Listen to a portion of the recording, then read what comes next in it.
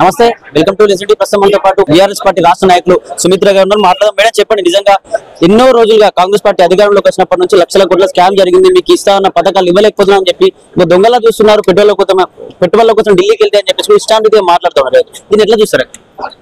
దొంగలెక్కనే చూస్తారనే స్పష్టం. ఆయన పాలన ఎట్లా ఉన్నది? మరి 1,80,000 కోట్ల అప్పు తీసుకొచ్చి అప్పు పుడతలేదని చెప్తే ఇదే ఒక చేతు అబద్ధం, ఒక చేతు నిజం అన్నట్టు. 1,80,000 కోట్ల అప్పు ఎక్కడ తెచ్చినావు? అందాల పోటీలకు అప్పు ఎక్కడ తెచ్చినావు? నువ్వు చేస్తున్నటువంటి పనులన్నిటికీ అప్పు ఎట్లా తెచ్చినావు? 18,500 కోట్లు రాష్ట్ర నెలసరి ఆదాయాన్ని ఏం చేస్తున్నావు? ప్రజలకి ఏమైనా లెక్కలు చెప్పినవా?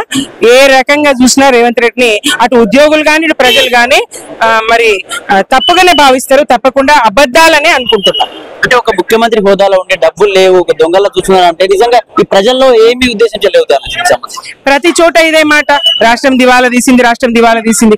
రాష్ట్రం దివాలా తీసింది కాదు, మీ పాలన దివాలా కోరు పాలన, అసమర్థ పాలన, విఫల పాలన, పాలన చేతగాని తనం నాయకత్వం, పాలన చేతగాని నాయకత్వం.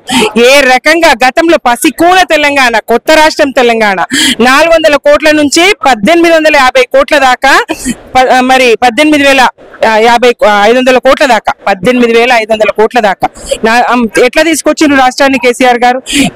సంపదను ఎట్లా పెంచిండ్రు? ప్రజలకు ఎట్లా పెంచిండ్రు? నీతో ఎందుకు అయితే లేదు?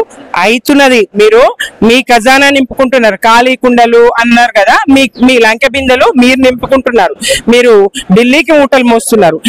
మీరు ఆడమన్నట్టు ఆడి మీరు కుంజిచ్చినట్టు ఇక్కడ మాట్లాడినటువంటి రాహుల్ గాంధీ గారు ఉన్నారు కదా, 94,000 కోట్ల ప్రాజెక్టు నిర్మాణ వ్యయాన్ని ఆయన 1,00,000 కోట్ల అవినీతి జరిగిందని మీరు చదివిచ్చిన స్క్రిప్ట్ ఇటు చదివిపోయిండు కదా. ఆయన అశోక్ నగర్ లో వచ్చి 2 లక్షల ఉద్యోగాలు ఏడాదిలో ఇస్తామని అబద్ధాలు ఆడిపోయిండు కదా. ఆయనకు మీరు మూటలు మోస్తున్నారా? తెలంగాణ సమాజం అర్థం చేసుకోదా? తప్పకుండా ఈ కాంగ్రెస్ కు బుద్ధి చెప్తుంది. ఈ కాళేశ్వరం కమిషన్ భయపడుతున్నాడు కేసీఆర్ అంటాడు, ఎట్లా వణుకుతున్నాడు, భయపడుతున్నాడు. భయపడేటట్టు అయితే నువ్వేలే ఈ రాష్ట్రం ఉండేదా? నువ్వేలే ఈ తెలంగాణ ఉండేదా? నీ గద్దె ఉండేదా? నీ సీటు ఉండేదా? రేవంత్ రెడ్డి ఇది గుర్తించకపోతే ఎట్లా? సీఎం రేవంత్ రెడ్డి గారు, కేసీఆర్ గారు భయపడితే తెలంగాణ వచ్చేది కాదు. ఎంతమంది సీమాంధ్ర పాలకులు, తెలంగాణ వ్యతిరేకులు, తెలంగాణ ద్రోహులు, సీమాంధ్ర వ్యాపార వర్గాలు ఎన్ని రకాలుగా కేసీఆర్ గారిని భయపెట్టాలని చూసింది. ఆ మరణ నిరాహార దీక్ష చేసి చావు నోట్లో తలబెట్టినప్పుడు వాళ్ళు ఎన్ని రకాలుగా చచ్చిపోతాడు, మీ తండ్రి చనిపోతాడు, మీ నాన్న చనిపోతారు, మీ నాయకుడు చనిపోతాడు, మీ నేత చనిపోతాడు అని మా అందరికి భయపెట్టి ఆయన చేత దీక్ష విరమింపజేయాలని ఎన్ని కుట్రలు చేసిండ్రు, ఎంత భయపెట్టాలని చూసిండ్రు. అప్పుడు భయపడ్డా కేసీఆర్? కేసీఆర్ గారికి భయము చిరునామా తెలియదు. ఆయన జీవిత నిఘంటువులో భయం అనే పదానికి అర్థం లేదు. అట్లా ఉంటే తెలంగాణ సాధ్యం అయ్యేది కాదు. అట్లా ఉంటే భయం అనేది ఉంటే ఆయన పోరాడేవాడు కాదు. భయం అనేది ఉంటే తెలంగాణ రాష్ట్రం వచ్చి ఉండేది కాదు. చివరిగా బీఆర్ఎస్ పార్టీ ఎలా ఎదుర్కోబోతుంది ఈ కాళేశ్వరం కమిషన్? ఇది ఎదుర్కోవడానికి ఏం లేదు, జరిగింది ఏం లేదు. కుల్లా మళ్ళొకసారి చెప్తే, ఈ కాళేశ్వరం కమిషన్ కాంగ్రెస్ కమిషన్ కుట్రపూరితంగా కేసీఆర్ గారి ప్రతిష్టను మసకబార్చే విధంగా, మసిబూసే విధంగా, బురద జల్లే విధంగా వేసినటువంటి కమిషన్. ప్రపంచం యావత్తు కాళేశ్వరం ప్రాజెక్ట్ ను ప్రశంసిస్తా ఉంటే నిన్నటికి నిన్న సుప్రీంకోర్టు, గతంలో హైకోర్టు, అలాగే ప్రపంచ స్థాయిలో రికార్డు స్థాయిది ఇంత స్వల్ప కాలంలో నిర్మాణం జరిగినటువంటి ప్రాజెక్టు, రికార్డు స్థాయి ప్రాజెక్టు, ప్రపంచ ఇంజనీర్లు ప్రశంసలు అందుకున్నటువంటి ప్రాజెక్టు. ఒక తెలంగాణ ఇంజనీర్లే కాదు, ఎక్కడెక్కడో ఇంజనీర్లు ప్రశంసలు అందుకున్నటువంటి ప్రాజెక్టు. ఈ ప్రాజెక్టు గురించి ఎన్ని అవాస్తవాలను, ఎన్ని కట్టుకథలను, ఎన్ని కల్లబుల్లి కబుర్లను, ఎన్ని మోసపూరిత కబుర్లను చెప్పినా తెలంగాణ సమాజం నమ్మదు. ఇదే రేపు ఆ కమిషన్ ముందర మరోసారి స్పష్టం చేస్తారు. మీరు నిజాలు ఇవి, వాళ్ళు చేస్తున్నాయన్ని అవాస్తవాలు. 1 ఎకరం బారలేదని సీఎంఏ అన్నాక ఈత దుర్మార్గం. ఏది నిజం, ఏది అబద్ధం ప్రజలకు తెలియదా? ఒకళ్ళు 50,000 ఎకరాలు పారిందంటారు, ఒకళ్ళు 1,00,000 ఎకరాలు అంటారు. కాళేశ్వరంతో ఎంత మేలు జరిగింది, ఎంత పంట పండింది. ఇవాళ దేశానికి అన్నం పెట్టే విధంగా, దేశంలోనే నంబర్ 1 స్థానంలో వరి పండించిన రాష్ట్రంగా, అనేక పంటలు పండినటువంటి రాష్ట్రంగా తెలంగాణ ఎదగలేదా? మరి ఈ అభివృద్ధి కనపడదా? ఏ కారణంగా? భూగర్భ జలాలు అడుగంటిన నేల తెలంగాణ. మరి విద్యుత్ శక్తి లేనటువంటి 6 గంటల కరెంటుతో, అరకొర కరెంటుతో, దొంగోలు వచ్చే కరెంటుకు కావాలెట్లగాతో అని ఏడుస్తూ పాడుకున్నటువంటి తెలంగాణ నెలలో మరి ఉద్యమ కాలంలో గోదావరి కృష్ణమ్మలు మన వేలకు మల్లాలే, పచ్చని మాగాణాల్లో పసిడి సిరులు పండాలే, సుఖశాంతుల తెలంగాణ సుభిక్షంగా ఉండాలి అని పాడుకుంటాం కదా. అది నిజం చేసి చూపించిన పాలన కేసీఆర్ పాలన కదా. ఇట్లాంటి ఆ రోజులు ఈ 7.5 ఈ 18 మాసాల్లోనే ఈ పాలన ఏంది, పరిస్థితి ఏంది, దుర్మార్గం ఏంది ప్రజలకు స్పష్టమైంది. రోజులు లెక్క పెడుతున్నారు. ప్రాంతేతరులతో కలిసి, తెలంగాణ ద్రోహులతో కలిసి, కుట్రలతోని రాష్ట్రాన్ని చేజిక్కించుకొని వాళ్ళ అందరూ ఒకటై, దుష్ట శక్తులన్నీ ఒకటై, తెలంగాణ ద్రోహులంతా ఒకటై కేసీఆర్ గారిని బదనాం చేయాలంటే అవుతుందా? తెలంగాణను ముంచాలని చూస్తే అవుతుందా? కాదు, తప్పకుండా రోజు లెక్క పెడుతున్నారు. కాళోజీ చెప్పినట్టు ప్రాంతేతరులు మరి ఇక్కడ ద్రోహం చేయబోతున్నారు. వాళ్ళను ప్రాంతం పొలిమేరల వరకు తరిమి కొట్టడానికి రోజు లెక్క పెడతా ఉన్నారు తెలంగాణ బిడ్డలు. జై తెలంగాణ, జై కేసీఆర్. పెద్ద ఎత్తున లక్షల కోట్ల స్కామ్ జరిగిందని చెప్పేసి కాంగ్రెస్ ప్రభుత్వం చెప్తుంది. అలాగే కమిషన్ కూడా ఏర్పడింది. సంబంధించి రేపో ఎల్లుండో కూడా హరీష్ రావు కూడా పోతా ఉన్నారు. ఈటెలు కూడా వెళ్ళొచ్చిన పరిస్థితి. దీన్ని ఎట్లా చూసారు? ఇప్పుడు అది మొత్తం కాళేశ్వరం ప్రాజెక్టే 94,000 కోట్ల ప్రాజెక్టు. దాని 1,00,000 కోట్ల అవినీతి జరిగిందని ఎట్లా చెప్తారు?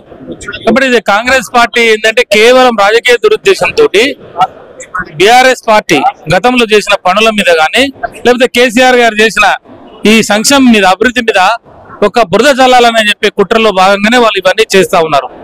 అయితే మేడిగడ్డకు ఎందుకు మార్చిరు అనేది వాళ్ళు ప్రధానంగా లేవనెత్తిన అంశాలు. ఈ రోజు హరీష్ రావు గారు చాలా చక్కగా పవర్ పాయింట్ ప్రజెషన్ ఇస్తూ ఆ రోజు ప్రభుత్వంలో ఏం జరిగింది, కేబినెట్ ఆమోదం ఎట్లా జరిగింది, ఎందుకు జరిగింది, లేదా రిటైర్డ్ ఇంజనీర్స్ వాళ్ళు ఏ నిర్ణయం మీద వాళ్ళు ఏం చెప్పారు, ఇవన్నీ కూడా వివరించడం జరిగింది. అక్కడ ఏంటి, అక్కడ 140 టీఎంసీల కన్నా నీరు స్టోర్ చేసే పరిస్థితి లేదు. 142 మీటర్ల కన్నా ఎక్కువ కట్టకూడదని చెప్పి మహారాష్ట్ర ప్రభుత్వం వాళ్ళు ఆ రోజు అబ్జెక్షన్ పెట్టారు. నీళ్లు అక్కడ కావాల్సినంత నీరు లేదని చెప్పి సిడబ్ల్యూసి చెప్పింది.